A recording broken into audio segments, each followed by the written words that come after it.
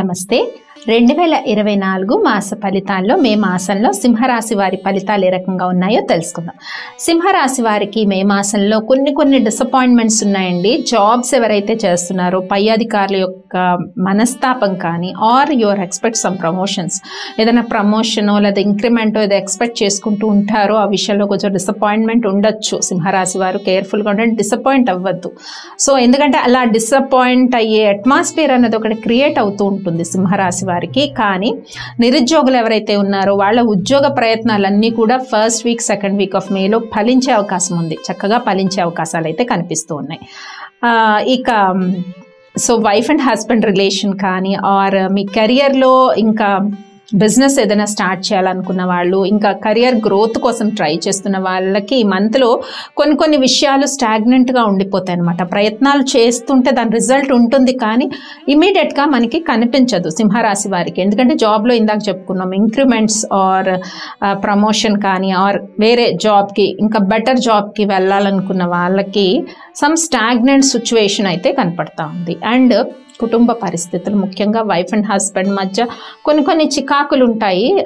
So open up అవుతారు కానీ కొన్ని చికాకులు కుటుంబ పరంగానే సంతాన విషయాల్లో కావచ్చు ఆర్ ఫైనాన్షియల్ ట్రాన్సాక్షన్స్ విషయంలో కావచ్చు లేదా ఆఫీస్లో టెన్షన్స్, ఇంట్లో ప్రభావం ఉండొచ్చు.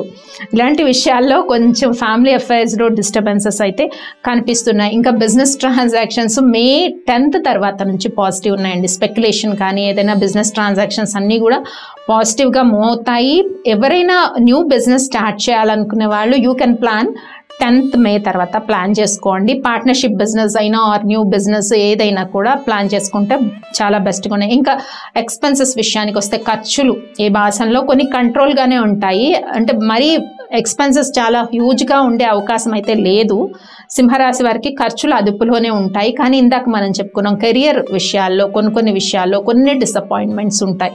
ఇక విద్యార్థుల విషయానికి వస్తే అధికంగా శ్రద్ధ వహించాలి. అధికంగా శ్రద్ధ వహిస్తే కానీ మీరు నెక్స్ట్ అకాడమిక్స్కి ప్రమోట్ అయ్యేటప్పుడు మార్కుల విషయంలో కానీ హయ్యర్ యూనివర్సిటీస్కి మీరు ఇంకా మంచి యూనివర్సిటీస్కి అప్లై చేసుకుంటూ ఉంటారు కదా, ఆ విషయంలో సీట్ రావడానికి లాస్ట్ మినిట్ వరకు ప్యానిక్ కానీ డిసప్పాయింట్మెంట్ ఉంటుంది. ఒకవేళ పర్సనల్ హారోస్కోప్ అనేది బాగుంటే ఆ విషయాల్లో నార్మల్గా ఉండొచ్చు. విద్యార్థులకి చెప్పేది ఏంటంటే ఎస్పెషల్లీ కాన్సన్ట్రేట్ చేయండి స్టడీ పైన. ఇంకా మనం చెప్పుకున్నాం బిజినెస్ ట్రాన్సాక్షన్స్ చాలా వరకు స్టాగ్నెంట్గా ఉండిపోవచ్చు కానీ 10th మే తర్వాత నుంచి బిజినెస్ ఏదైనా స్టార్ట్ చేసుకోవచ్చు. ఈ మంత్లో మీకు అన్ని రిజల్ట్స్ అనేవి ఎంత ఫాస్ట్ గ్రోత్లో కనబడవు, బట్ ఓపిక పట్టండి. సో కమింగ్ మంత్స్లో అయితే పాజిటివిటీ పెరుగుతుంది. ఇంకా హెల్త్ విషయాల్లో చాలా కేర్ తీసుకోండి. ఫ్యామిలీ అఫైర్స్ ఒకటి, హెల్త్ విషయాల్లో కేర్ తీసుకోండి. అన్నెసరీ డిస్కషన్స్ అండి ఫ్యామిలీలో, ముఖ్యంగా హౌస్ వైఫ్స్కి చెప్తున్నాను, అన్నెసరీ డిస్కషన్స్ చేయొద్దు. మీకే పీస్ ఆఫ్ మైండ్ డిస్టర్బ్ అవుతుంది. కాబట్టి మ్యాక్సిమం ఇంట్లో పీస్ మెయింటైన్ చేయండి. చిన్న విషయానికి ఒకటిలా పట్టుకొని ఆర్గ్యుమెంట్స్ పెరిగిపోతాయి బికాజ్ ఆఫ్ కొన్ని ప్లానెట్స్ ఎఫెక్ట్ వల్ల. సో భార్యాభర్తల మధ్య కానీ తల్లిదండ్రులకి పిల్లలకి మధ్య కానీ ఈ డిస్కషన్స్ అన్నవి పెరిగిపోతూ ఉంటాయి. దీనివల్ల వచ్చేదే ఉండదండి, పీస్ ఆఫ్ మైండ్ డిస్టర్బ్ చేసుకుంటాం అనవసరంగా, అంతే. Peace of mind is very very very very valuable. కాబట్టి దానికి మీరు ఈ మంత్లో ఇంపార్టెన్స్ ఇవ్వాలి. ఇంపార్టెన్స్ ఇవ్వకపోతే ఇక్కడ పీస్ ఆఫ్ మైండ్ డిస్టర్బ్ అయింది అంటే ఇంట్లో దాని ఎఫెక్ట్ ఆఫీస్లో ఉంటుంది, స్టడీ పైన ఉంటుంది, స్టూడెంట్స్కి ఇంకా కెరియర్ గ్రోత్ పైన ఉంటుంది, బిజినెస్ పైన ఉంటుంది. ఇక్కడ నుంచి ప్రభావం ఇన్ని ఫీల్డ్స్ వైపు కూడా పాకే అవకాశం ఉంటుంది. జాగ్రత్త తీసుకోండి ఈ విషయంలో. అండ్ హెల్త్ కూడా చెప్పాను, ముఖ్యంగా హౌస్ వైఫ్స్కి కేర్ తీసుకోండి హెల్త్ విషయాల్లో. అంటే ఈ అన్నెసరీ డిస్కషన్స్ కొంచెం మైండ్ పైన ప్రభావం చూపించి దాని నుంచి కూడా హెల్త్ ప్రాబ్లమ్స్ అరైజ్ అవ్వచ్చు. సో పర్టికులర్ బాడీలో హీట్ పెరగడం కానీ హార్మోన్స్ కొంచెం ఇంబ్యాలెన్స్ అవ్వడం కానీ బికాజ్ ఆఫ్ టెన్షన్, ఇవన్నీ కూడా కనపడుతున్నాయి. సింహరాశి వారి కేర్ తీసుకోండి. బట్ ఈ మాసంలో చేసుకోవాల్సిన పరిహారాలు ముఖ్యంగా సుబ్రహ్మణ్య స్వామి ఆరాధన చేస్తే చాలా మంచిది. నేను పూజ చెప్తూ ఉంటాను. ఇవన్నీ ఎందుకు చెప్తాను అంటే నెగిటివ్ విషయాల కోసం ఆలోచించకుండా మీ కాన్సన్ట్రేషన్ అంతా కూడా భగవంతుడి పైకి వెళ్తుంది. మన బాడీ మైండ్ సోల్ ఎప్పుడైతే ఒక కాన్సన్ట్రేషన్లో ఒక్క దగ్గరే ఉంది అనుకోండి, నెగిటివ్స్ ఏమీ ఎఫెక్ట్ కావు మైండ్ బాడీ సోల్. ఒకటే అలైన్మెంట్లో ఉండాలి. మంత్రం చేసినా కూడా, పూజలు చేసినా కూడా ఒకటే అలైన్మెంట్లో ఉంటుంది. రుద్రాక్ష ధరించినా కూడా ఈ మెడిటేషన్ యొక్క రిజల్ట్స్ వస్తాయి దీంట్లో. సో కొంతమంది మెడిటేషన్ చేస్తారు, మెడిటేషన్ లాంటిదే పూజ చేయడం, ఒక కంటిన్యూస్గా కాన్సన్ట్రేషన్ అక్కడ పెట్టి చేయటం, ఒక దీపం పెట్టడము, ఒక మంత్రం చదువుకోవటము, ఇది కాన్సన్ట్రేషన్లో ఉండటం వల్ల నెగిటివ్స్ ఇంపాక్ట్ కాకుండా ఉంటాయి. కాబట్టి ఇవి కంపల్సరీ చెప్పే రెమెడీస్ మీరు చేయండి.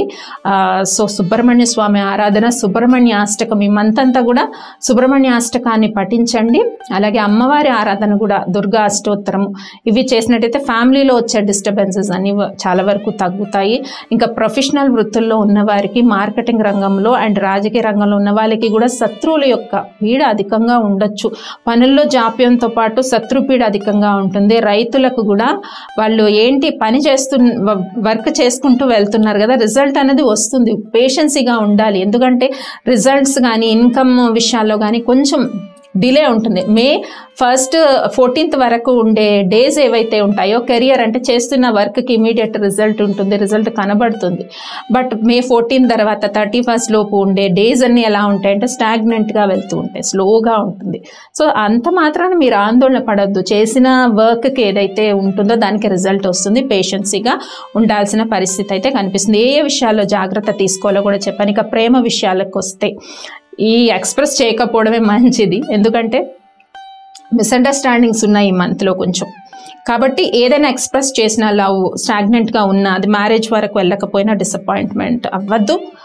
పేషెన్సీగా ఉండండి. ఓకే, ఇక డేట్స్ వైజ్ చూద్దాం. సింహరాశి వారికి మే 1st 2nd dates major decisions ఏమి తీసుకోకుండా కొంచెం వేళకు తిని విశ్రాంతిగా ఉండండి. మే 3rd 4th కొద్దిగా విందు వినోదాల్లో పాల్గొంటారు. కెరియర్ విషయాల్లో కొంత పాజిటివ్ న్యూస్ వస్తుంది ఎప్పుడు 3rd and 4th డేట్స్లో.